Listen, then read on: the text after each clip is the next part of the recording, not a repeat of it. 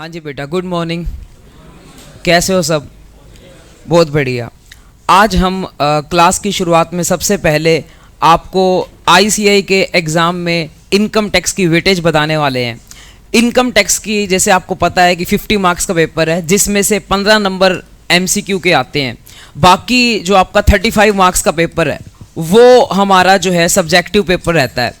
अब उस 35 मार्क्स में से हमें देखना है कि किस चैप्टर के अंदर से कितना नंबर का आता है एग्जाम के अंदर। तो आईसीए ने ऑल्दो यहाँ पर एक वेटेज निकाल कर दी है कि भाई हम इस चैप्टर में से इतना पूछेंगे। जैसे उसने बोला है कि आपका जो बेसिक कॉन्सेप्ट का चैप्टर है उसमें से और साथ में उसमें जोड़ दो रेजिडेंशियल स्टेटस जोड़ दो। इन दो चैप्टर को हम जो है 10 से 20% पूछेंगे। अगर इसको 35 नंबर के हिसाब से देखें तो 35 नंबर का 10% जो है वो हो गया 3.5 नंबर से लेकर ये 7 नंबर तक का जो है पूछेंगे। 35 का 20% 7 नंबर हो जाएगा, 7 नंबर तक का पूछेंगे। और वैसे बेसिक कंसेप्ट का कोई अलग क्वेश्चन नहीं आता, तो आप इसको देखिए कि भाई इसका कोई अलग क्वेश्चन नहीं आएगा, लेकिन करना फिर भी जरूरी है। क्यों करना जरूरी है? क्योंकि ये जो है क्या कहते हैं किसके साथ जुड़कर आता है, ये जो है अपना टोटल इनकम के साथ क्वेश्चन के साथ जुड़कर आता है। तो ये टोटल इनकम के साथ कि ये जो हमारे चैप्टर्स हैं उसमें 2 चैप्टर हैं, बेसिक कॉन्सेप्ट और रेजिडेंशियल स्टेटस। ये 2 चैप्टर जो है क्या कहते हैं अपना 3.5 नंबर से लेकर 7 नंबर तक के आते हैं, जिसमें मैंने आपको बता दिया ये जो चैप्टर है वो अलग से नहीं आता, टोटल इनकम के क्वेश्चन के साथ आता है। तो टोटल इनकम का क्वेश्चन आपको पता ही है, जो 15 नंबर का आता है उसमें से आप मान सकते हो टैक्स निकालने का भी पॉइंट होता है, तो 2 से 3 नंबर आप मान सकते हो कि टैक्स निकालने के भी हैं। तो ये तो आप बेसिक कॉन्सेप्ट की अगर आप वेटेज की बात करोगे, हम एमसीक्यू की बात नहीं कर रहा। कई बच्चे सोचे कि बेसिक कॉन्सेप्ट का 2-3 नंबर का ही आना है तो छोड़ ही दो। भाई एमसीक्यू में तो आ ही सकता है, एमसीक्यू की बात नहीं कर रहा मैं, उसको छोड़कर बात कर रहा हूं। उसको छोड़कर जो है क्या कहते हैं अपना टोटल इनकम के क्वेश्चन के अंदर 15 नंबर के क्वेश्चन के अंदर इसकी भी वेटेज रहेगी। तो 2 से 3 नंबर की तो इसकी भी जो है ये तो आईसीआई का एनालिसिस है, मैं अपना बता दूं कि 2 से 3 नंबर की जो है ये इसकी वेटेज रहेगी।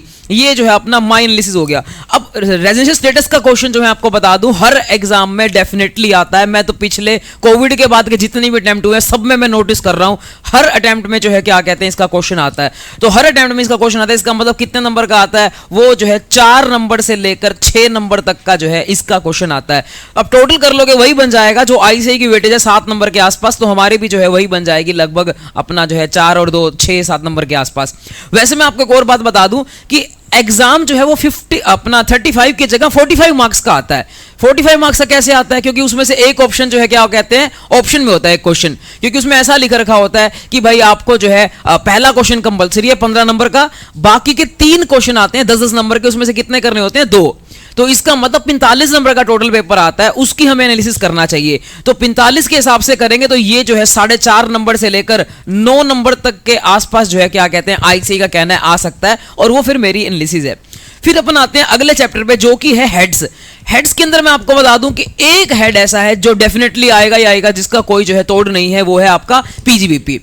जो आईसीआई का है वो तो कहते हैं कि भाई सारे हेड पांचों के पांचों मिलाकर इतने मार्क्स के आएंगे। एक बार मल्टीप्लाई करके बताना आप कि आपका 45 मार्क्स मल्टीप्लाई बाय 25%, ये लगभग आ गया 11 नंबर से लेकर, और आपका कितना आ रहा है 13.5।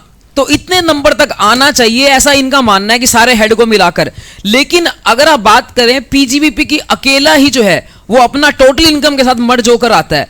तो इन्होंने क्या कहते हैं क्या किया, इसको भी जुड़ा अपना, इसको जुना अपना ये 13 नंबर के अंदर इसको जोड़ा नहीं है, पीजीपी को नहीं जोड़ा इन्होंने।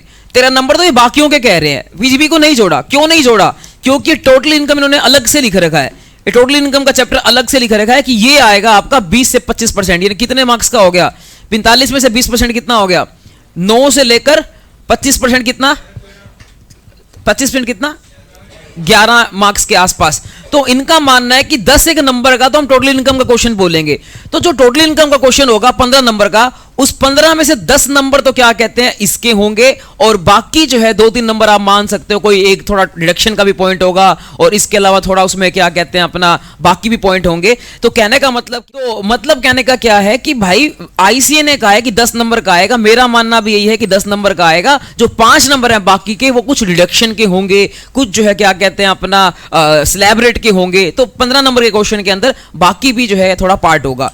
अब बात करते हैं सर जो बाकी बच गए, फिर पीजीपी तो आपने बोल दिया टोटल इनकम में जाएगा, तो जो बाकी बच गए, सैलरी बच गया, हाउस पट्टी बच गया, कैपिटल गेन बच गया, 4 हेड बच गए। इन 4 हेड में से जो है वो चांस है कि 4 में से 2 हेड तो आएंगे, 4 में से 2 हेड तो आएंगे। अब वो मैं नहीं कह सकता कौन सा आएगा। तो हमें अगर जो है क्या कहते हैं आपको देखो बच्चा पूछता है कि सर डेफिनेटली बताओ कौन कौन से चैप्टर तो करने हैं जो छोड़ नहीं सकते, वो ये है भाई, ये तो करना है, छोड़ नहीं सकते, क्योंकि 15 नंबर में आना है। रेजिडेंशियल स्टेटस है, करना है, छोड़ नहीं सकते, 6 नंबर का आना है। इसके अलावा बेसिक कंसेप्ट है, छोड़ नहीं सकते। क्यों नहीं छोड़ सकते? क्योंकि टोटल इनकम क्वेश्चन में इसकी हेल्प होगी। हाँ, बाकी जो 4 हेड हैं उसमें 2 आएंगे। अब मैं नहीं कह सकता कि भाई वो कौन सा आएगा। आप जो है क्या कहते हैं, मैंने जो एनालाइज किया है वो ये है, जिनकी ज्यादा चांस होते हैं वो अपना कैपिटल गेन है जिसका ज्यादा चांस होता है आने का, उसके अलावा सैलरी है जिसका ज्यादा चांस होता है आने का, ये दोनों तो ज्यादा चांस होते हैं इनके आने के। बाकी जो बच गया हाउस पट्टी और अदर रिसोर्सेज, इसके थोड़े से कम चांस होते हैं, बट आने को वो भी आ सकते हैं। और मैंने देखा है पिछले, आपको मैं बता रहा हूं कोविड के बाद के जितने भी अटेम्प्ट हैं वो सारे मैंने एनालाइज किए हैं, तो मुझे पता है कि हर अटेम्प्ट में ये रोटेट होते रहते हैं। जैसे पहले मान लो हाउस पट्टी का आया था तो फिर सैलरी का आ जाएगा, और फिर सैलरी का आया था तो अपना कैपिटल गेन आ जाएगा, इस तरह से रोटेट होते रहते हैं। तो मतलब ये हो गया कि भाई इन 4 चैप्टर में से 2 चैप्टर आपके डेफिनेटली आने हैं।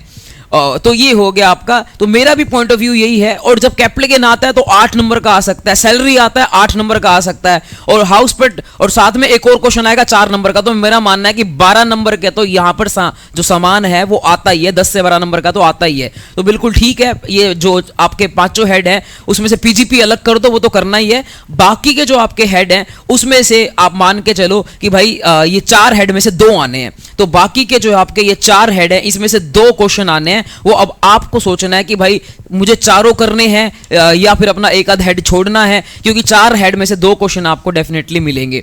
हाँ, तो मैं तो एडवाइस करूंगा कि चारों हेड करो, क्योंकि अपना जो है उसमें से 2 क्वेश्चन आएंगे।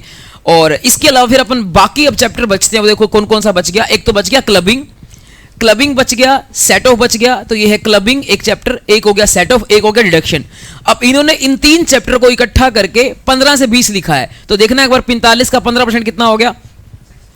हाँ, 6 या 7 मार्क्स ले लो, और 20% कितना हो गया, 9 मार्क्स। तो 8-9 नंबर के बारे में इन्होंने बोला है कि भाई क्लबिंग, सेट ऑफ, डिडक्शन, इनको 8-9 नंबर का पूछेंगे। तो भाई इस मेरा जो एनालिसिस बोलता है कि वो है कि इन तीनों में से एक क्वेश्चन तो डेफिनेटली आता है, इन तीनों चैप्टर में से एक क्वेश्चन डेफिनेटली आता है। सेट ऑफ का आएगा तो वो 8 नंबर का आएगा, क्लबिंग का आ सकता है 4 से लेकर 6 नंबर के आसपास आ सकता है। तो ये डिडक्शन का भी 4 से लेकर, तो 4 से लेकर 8 नंबर के बीच में ये जो है डेफिनेटली आते हैं इन 3 चैप्टर में से। और ये 3 चैप्टर जो है, अब आप बोलोगे सर 3 चैप्टर करें और नंबर बहुत थोड़े से आने हैं। भाई इन 3 चैप्टर में ज्यादा जोर नहीं लगता। क्लबिंग का सिर्फ मेरा 1-2 लेक्चर लगाऊंगा और क्लबिंग हो जाएगा। सेट ऑफ में मैं 2 लेक्चर लगाऊंगा, सेट ऑफ हो जाएगा। डिडक्शन में 3-4 लेक्चर लगाऊंगा, डिडक्शन हो जाएगा। तो इसीलिए यहां पर बहुत कम लेक्चर्स में चैप्टर खत्म हो जाते हैं, और तीनों को मिलाकर जो है इतने मार्क्स का आता है। इसके बाद जो पक्का आता है वो है एडवांस टैक्स। ये चैप्टर छोड़ने का नहीं है। एडवांस टैक्स टीडीएस की बात हो रही है, टीडीएस ये चैप्टर छोड़ने का नहीं है, डेफिनेटली है। हर अटेम्प्ट में इसका आना सर्टेन है। इसके नीचे का रिटर्न चैप्टर, ये भी छोड़ने का नहीं है, हर अटेम्प्ट में इसका आना सर्टेन है। एक थ्योरी का क्वेश्चन इसमें से डेफिनेटली आता है, कोई रोक नहीं सकता। तो वो थ्योरी का क्वेश्चन जो रिटर्न में से आता है, रिटर्न जो है क्या कहते हैं, हमें 5 नंबर का थ्योरी का क्वेश्चन आता है हमेशा, और उस क्वेश्चन में चॉइस भी होती है। रिटर्न के ही होते हैं दोनों थ्योरी के क्वेश्चन, दोनों में से एक करना होता है। तो रिटर्न के क्वेश्चन में चॉइस भी होती है, वो 5 नंबर का आता है थ्योरी का। इसके अलावा टीडीएस का जो क्वेश्चन है वो आपको पता ही है कि भाई आपका 4 से लेकर 6, कभी तो 8 नंबर का भी देखा है, इतने मार्क्स का आ सकता है।